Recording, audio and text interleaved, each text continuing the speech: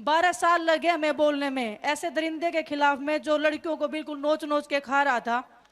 जब हम पहले दिन बैठे थे तो हमें यह डर था कि हम एक ऐसे मुद्दे को लेके बैठे हैं कि शायद हमारे घर वाले भी आके हमें मारेंगे कि तुम ये क्या कर रहे हो।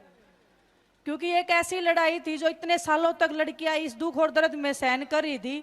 आत्मा रोती थी अंदर से, जैसे आप लोग 13 महीने बॉर्डर पे बैठे जब दुखी हो रहे थे तो आत्मा रो रही थी, लेकिन कुछ कर नहीं पा रहे थे, हम बहुत लाचारी महसूस हो रही थी।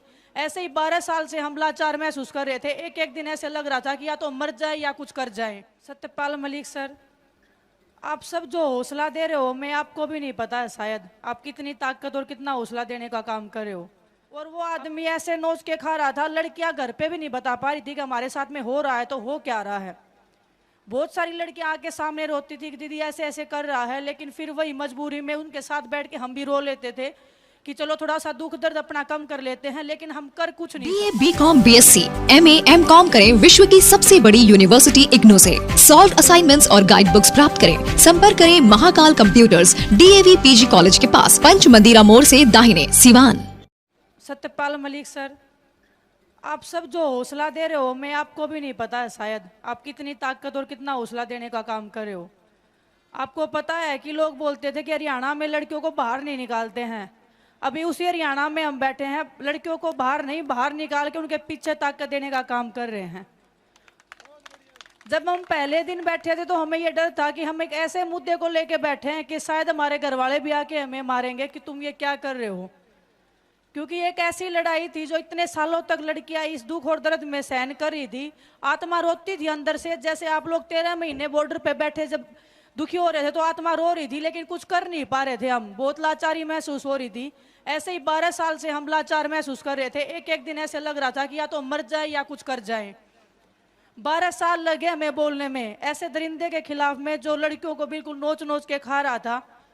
आप सबको पता है कि आप सब कितना लड़कियों को आगे बढ़ाने के लिए अपना सब कुछ दाव पे लगा देते हैं, जमीन बेच देते हैं, अपना खुद खाना नहीं खाते लेकिन बच्चों को देते हैं ताकि वो पहलवान बन जाए या कोई भी बड़ा खिलाड़ी बन जाए, ओलंपिक में मेडल ले आए।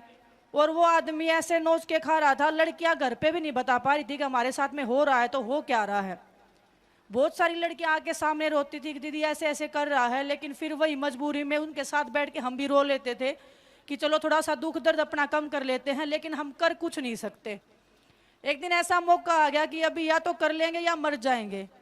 जब पहली बार बैठे तो हाथ पे जान लेके बैठे थे कि हम अब मरने के लिए तैयार है, लेकिन अभी कोई जान लेने वाला ही नहीं मिल रहा हमें। सब कुछ चुप बैठे हैं, हर कोई बेटी बचाओ बेटी पढ़ाओ, बेटियों के लिए ये कर दिया, बेटियों के लिए वो कर दिया। मेडल लेके आते हैं तो फोटो खिंचवाते हैं, तब हमें ये लगा था कि ओह देश में तो बहुत इज्जत होती है मेडल वालों की। लेकिन अभी 1 महीने से रोड पे बैठे, अभी पता चल गया कि ये जो तंत्र जंतर जितने भी हैं वो कितनी इज्जत करती हैं बेटियों की। दुख होता है बहुत कि आप लोगों को भी हम दुखी कर रहे हैं। आपने जन्म दिया है, इतना बड़ा किया है, इस मुकाम पे पहुंचाया है, फिर उसी सड़क पे आके हम बैठ के आप लोगों को दुखी कर रहे हैं। लेकिन तिरंगे की आन और बान और शान की लड़ाई है। एक विश्वास मैं आप सबको दिलाना चाहती हूँ, यहां से जान चली जाएगी लेकिन शान को नहीं जाने देंगे। आप लोग जो पीछे खड़े हो ना, बस अब ये पता कि अगर हमें कुछ हो गया तो आप इस लड़ाई को हारने नहीं दोगे। आप लोगों ने 13 महीने जो संघर्ष किया था, जो जीत का एक मादा सिखाया था, मैट पे तो जीतने का आप लोगों ने हिम्मत दिया था कि बेटा कुछ नहीं, हार जीत तो चलती रहती है, लेकिन यहाँ हार नाम का कोई ऑप्शन है नहीं हमारे पास, सिर्फ जीत और जीत हमारे लिए रास्ता है। तो आप सबसे मैं निवेदन करती हूँ, हाथ जोड़ के अपील है। मुझे पता है कि अपने परिवार से ऐसे हाथ भी नहीं जोड़ते हैं, अपील भी नहीं करते हैं, आप लोग हमारे साथ खड़े हो, लेकिन मैं चाहती हूँ कि 28 तारीख को जो हमारे बड़े बुजुर्गों ने, खाप पंचायतों ने, किसान संगठनों ने, जितने लोगों ने, बड़ों ने फैसला लिया है कि 28 तारीख को हम जाएंगे और संसद भवन के सामने हम महापंचायत करेंगे, तो मैं चाहती हूँ कि आप सब लोग वहाँ पे आए और पूरे देश को दिखना चाहिए कि हम अपनी बेटियों के लिए जान दे सकते हैं।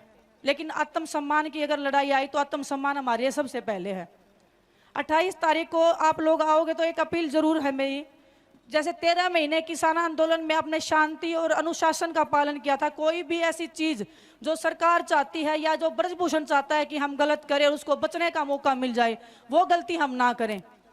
हमें कोई भी ऐसा काम नहीं करना है जिससे हमारी लड़ाई कमजोर हो जाए या हमारे ऊपर बात आ जाए या ब्रजभूषण को बचने का मौका मिल जाए, तो शांति प्रिय तरीके से अगर हम जाएंगे, अगर हम अपनी लड़ाई लड़ेंगे तो जीत ज़्यादा दूर नहीं है।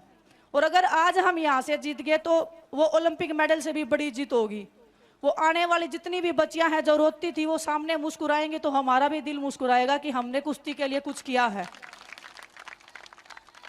हमारे गेम सामने है, बिल्कुल पेरिस ओलंपिक्स हम खेलना चाहते हैं, लेकिन हम हर वो चीज़ दांव पे लगा सकते हैं सिर्फ इसीलिए कि हमारे आने वाले जितने भी खिलाड़ी हैं वो ये ना बोलें कि हमारे जितने बड़े पहलवान थे वो मेडल लेके घर तो बैठ गए लेकिन हमारे लिए कुछ नहीं करके गए। हम उनके लिए करके जाना चाहते हैं, उनके आत्म सम्मान को हम बचाना चाहते हैं कि जो हम लोगों ने झेल लिया वो आने वाली जो हमारी जनरेशन है, जो छोटी छोटी बच्चियां हैं जो भी फोटो खिंचवाते हैं कि दीदी आपके जैसे बनना है, उनका वो सपना ना टूट जाए। कहीं आप लोगों का आत्मविश्वास कहिए ना टूट जाए कि हमें खिलाड़ी बनाएं या नहीं बनाएं। इनको आप खिलाड़ी बनाओ, आप ताकत के साथ में खिलाड़ी बनाओ, उस जोश के साथ में खिलाड़ी बनाओ। आगे का रास्ता वो है, हम क्लियर करेंगे। ब्रजभूषण एक है ये तो, लेकिन जितने ही दरिंदे बैठे हम सबको मारने का काम करेंगे। ये सिर्फ कुश्ती में नहीं है, ये हर एक उस फील्ड में है। हर एक स्पोर्ट्स पर्सन बताता है लेकिन कभी बोल नहीं पाता है, क्योंकि पता है कि सामने पावर बहुत बड़ी है, कुछ बिगाड़ नहीं पाएंगे। आज भी खिलाड़ी डर रहे हैं कि हम उनका कुछ बिगाड़ नहीं सकते, लेकिन मैं आप सबके माध्यम से उनको बताना चाहती हूँ, सब लोग देख भी रहे होंगे, पूरा देश आपके साथ खड़ा है। एक आवाज़ देने की आपको बस एक ज़रूरत है।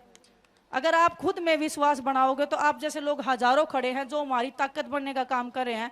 और आपने जो जब हम मेडल लेके आते हैं तब वो हौसला बढ़ाते हो, मुझे ऐसे लगता है कि उससे भी ज़्यादा आप हौसला आज दे रहे हो, उससे भी ज़्यादा आप लोग ताकत में यहाँ आए हो।